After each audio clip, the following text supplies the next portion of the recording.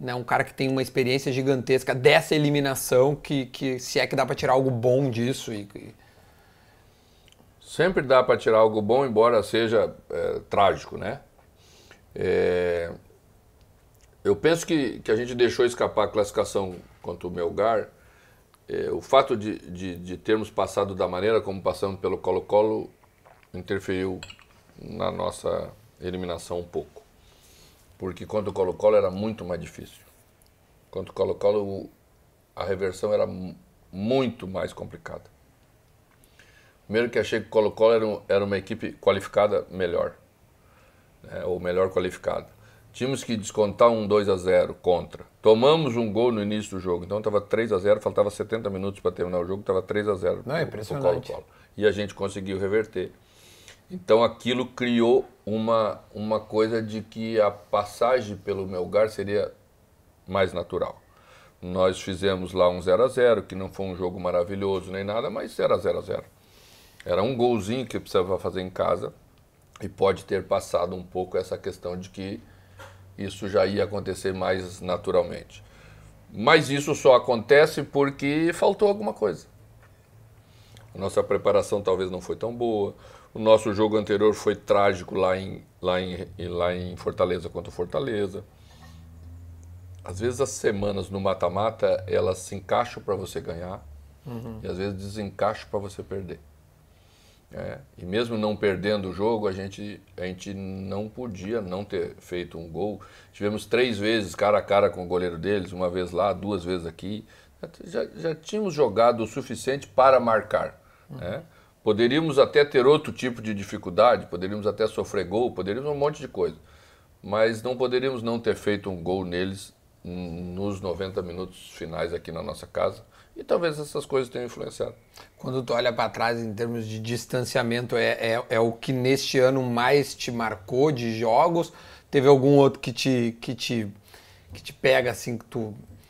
Porque o Campeonato Brasileiro acabou sendo um campeonato que o Palmeiras deu essa disparada e ficou difícil de buscar.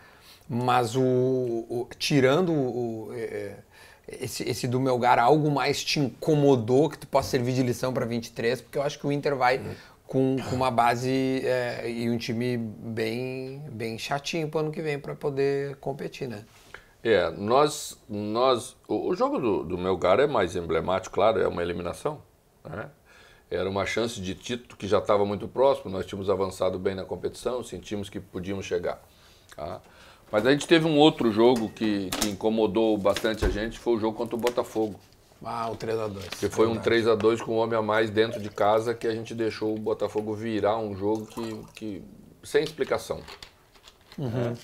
E essas coisas, elas vão servindo de embasamento para você discutir coisas objetivas, porque uma coisa é você discutir teoria, outra coisa é você discutir uma coisa que aconteceu, que teve ali na nossa frente, que também era um resultado que estava na mão e que a gente inexplicavelmente deixou escapar.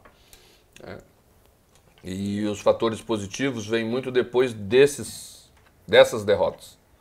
Foi a maneira como a equipe se comportou depois da derrota, depois da eliminação. Quase não perdeu mais, né? Sempre teve respostas fortes, sempre teve vitória, sempre teve postura. E isso também é algo que nós estamos construindo, que a equipe vai tendo, ela vai se preparando para ser assim. Porque no ano que vem, ainda no final deste ano e no ano que vem, teremos jogos decisivos, jogos importantes, jogos grandes. E a equipe ela vai aprendendo a se comportar nos jogos grandes, nos momentos decisivos, exatamente em cima de situações como essa. Dentro deste ano, algumas coisas... Como é que eu vou te... Assim, a pressão externa em algum momento atrapalhou a trajetória de vocês? Pressão de imprensa, de algum comentarista, de algum influenciador? Hoje em dia está muito presente, muito mais em Grêmio, Inter e tudo mais. Essas coisas passam para dentro do vestiário. Eu te pergunto isso porque eu cada vez sinto mais que há uma aceitação para com esse novo tipo de trabalho. E eu queria saber como é que isso entra no teu trabalho, se é que entra e se é que tu permite que isso seja algo positivo para o teu dia a dia. Internamente, assim, no dia a dia de trabalho, não entra, não atrapalha. Embora você não saiba como reage a cabeça de cada pessoa. Eu posso ouvir uma crítica e posso reagir bem e posso ter uma boa capacidade de deletar, tirar alguma coisa que eu entenda que seja favorável e o que é destrutivo, você joga fora. Mas você não sabe como passa a cabeça de cada um. E não sabe como cada um valoriza isso. Porque às vezes você gosta muito quando aparece o elogio. Sim. Você começa a conviver com isso com naturalidade ou de forma bem normal e daqui a pouco aparece a crítica muito forte e tu sente. Às vezes tu reage e às vezes tu guarda. Às vezes tu deleta e às vezes tu leva para o trabalho. Mas o que no futebol atrapalha é que isso influencia o comportamento do torcedor. Entendi. E o comportamento do torcedor influencia diretamente num jogo de futebol. Então essa é a parte mais difícil para a gente administrar. Porque às vezes você está jogando um jogo que você vem de resultados positivos, você espera um tipo de comportamento com esse ou com aquele, e às vezes o torcedor te brinda com uma vaia para esse ou para aquele, ou com uma falta de paciência para com o jogo, às vezes, para um jogo difícil que você põe aí, e que o time tem que ser muito equilibrado, e que o torcedor quer acelerar o jogo, e às vezes atrapalha o andamento do jogo, porque ele quer uma coisa e o jogo não permite que seja jogado dessa forma.